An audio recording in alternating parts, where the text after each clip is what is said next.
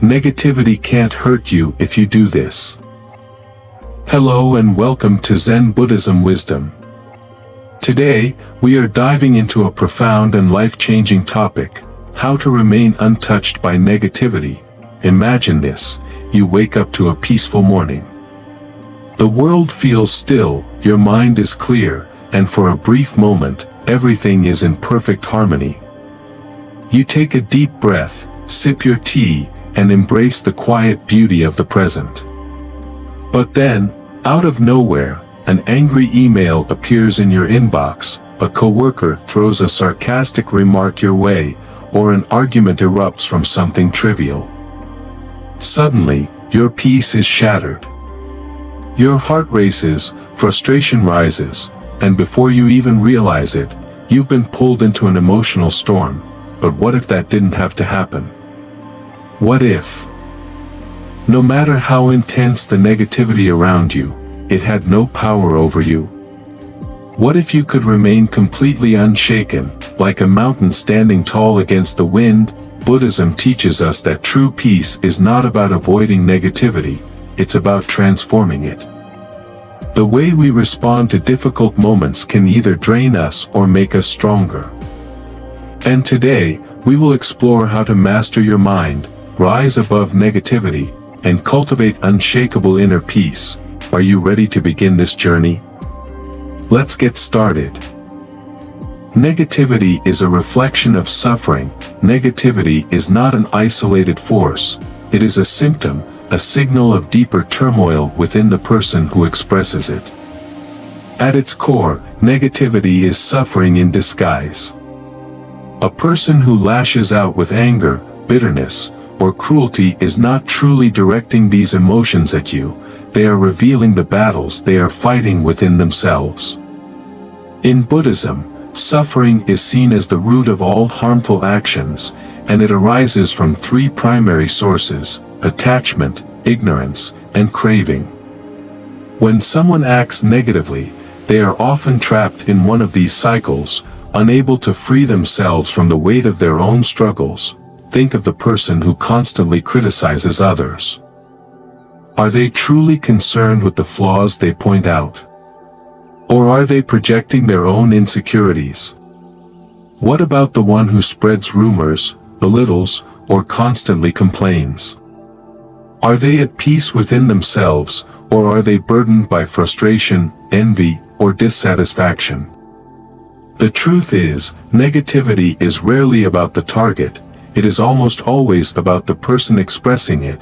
Yet, despite knowing this, we often absorb negativity as if it were a personal attack. We allow it to seep into our emotions, cloud our thoughts, and disturb our inner peace. But here's the reality: just because someone throws negativity at you does not mean you have to catch it. Imagine someone hands you a burning coal. You have two choices: you can grasp it tightly, allowing it to burn your skin, or you can leave it where it is, refusing to be harmed.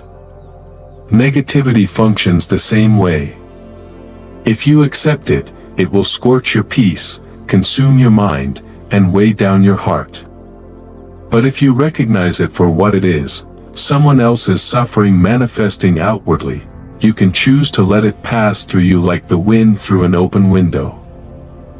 The story of the Buddha and the angry man. To understand this principle deeply, we turn to a timeless Buddhist story. One day, as the Buddha walked through a village, a man approached him, his face red with rage. He shouted insults, accused the Buddha of misleading people, and hurled cruel words meant to provoke a reaction. Yet, the Buddha remained completely serene, his face unchanged, his heart undisturbed.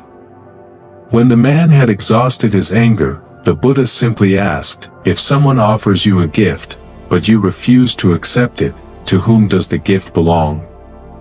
The man, puzzled, replied, "To the one who offered it, of course." The Buddha nodded and said, "Then I do not accept your anger. It remains with you." This response is both profound and liberating. The Buddha understood that negativity only has power if we choose to engage with it. If we refuse to absorb the negativity directed at us, it remains with its origin, never becoming a burden we have to carry. Now, imagine applying this wisdom to your own life. The next time someone speaks harshly, insults you, or spreads negativity, ask yourself, do I have to accept this? If the answer is no, you are already free. A historical example: when Devadatta tried to kill the Buddha, even during his lifetime, the Buddha faced not only verbal negativity but also outright hostility.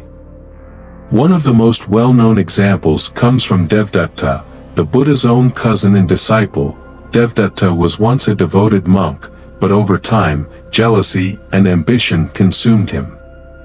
He wanted to take control of the Sangha, the monastic community, and declared himself a better leader than the Buddha.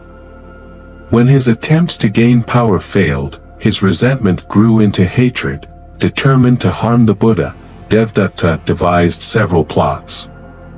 One of the most infamous was when he sent an enraged elephant to trample the Buddha. As the elephant charged forward, the Buddha remained completely calm. Instead of reacting with fear or anger, he radiated loving kindness, metta, toward the animal. Feeling the Buddha's peaceful energy, the elephant, instead of attacking, stopped in its tracks, knelt before him, and became calm. This moment teaches us a powerful lesson: even in the face of aggression, our response determines the outcome.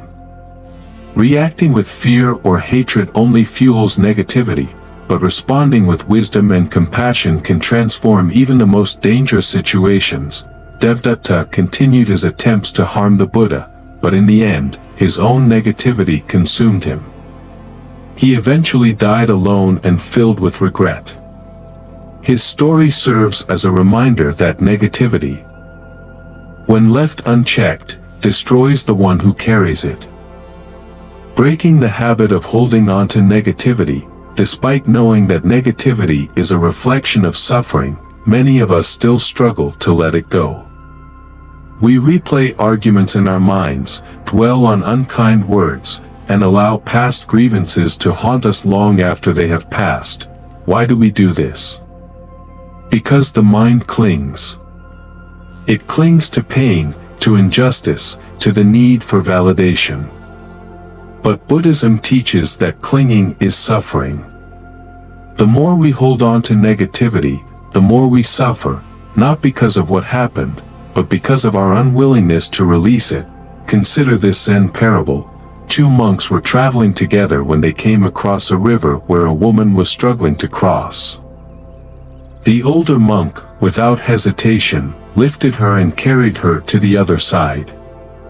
Hours later, as they continued walking, the younger monk, still upset, finally said, "Why did you carry that woman? We are monks, we are not supposed to touch women." The older monk smiled and replied, "I put her down hours ago. Why are you still carrying her?" This story teaches a powerful lesson.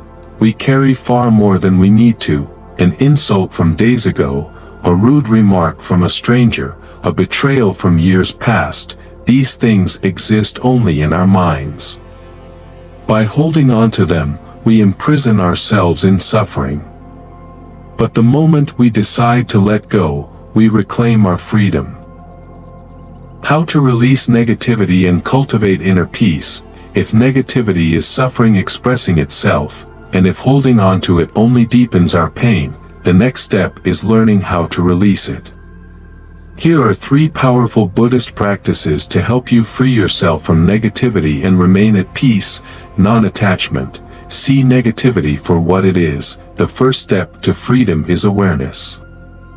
When someone is negative toward you, pause and remind yourself, this is their suffering, not mine. Instead of absorbing it, observe it. Just as a doctor does not take on a patient's illness, you do not have to take on another person's anger. Mindfulness. Return to the present moment.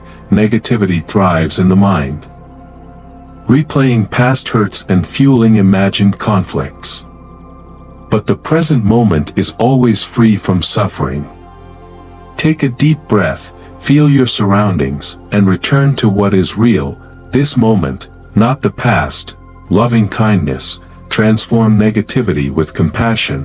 One of the most profound Buddhist teachings is metta, the practice of sending love even to those who hurt you.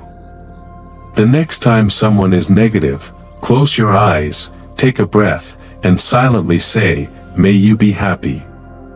May you be free from suffering. May you find peace." This practice shifts your mindset, releasing resentment and turning negativity into an opportunity for growth. Final thought, becoming untouchable. Negativity will always exist in the world. People will complain, criticize, and lash out. But their suffering does not have to become yours. When you understand that negativity is not personal, that it is merely the outward expression of inner pain, you become untouchable. You no longer react, you simply observe. You no longer absorb, you release. And in doing so, you become free, so the next time negativity comes your way, remember, it is not about you. It never was. Let go. Stay at peace. Be unshakable. Negativity will always be a part of life. People will complain, criticize, and lash out. It's just how the world is. But here's the thing, their suffering doesn't have to become yours. When you understand that negativity is just an expression of someone else's inner pain, you stop taking it personally. You stop reacting. You stop absorbing. And the moment you do that, you become free, so the next time negativity comes your way, pause. Take a deep breath. Ask yourself, do I really need to let this affect me? If the answer is no, let it go. Stay at peace. Be unshakable. At the end of the day, negativity only has power over you if you allow it to. Like an echo in an empty valley. It fades when you choose not to respond. Every difficult moment is an opportunity, a test of your patience, wisdom, and inner strength. If you can walk away with your peace intact, you've already won. That's the essence of Zen, not fighting negativity, but rising above it. By practicing mindfulness, non-attachment, and compassion, you can transform every challenge into an opportunity for growth. Instead of letting negativity control you, use it to become even stronger. So, what do you think? Have you ever experienced a moment where you chose peace over conflict? Share your thoughts in the comments. I'd love to hear your perspective. And if this message resonates with you, don't forget to like this video and subscribe for more powerful Buddhist wisdom. Thank you for watching, and I'll see you in the next one.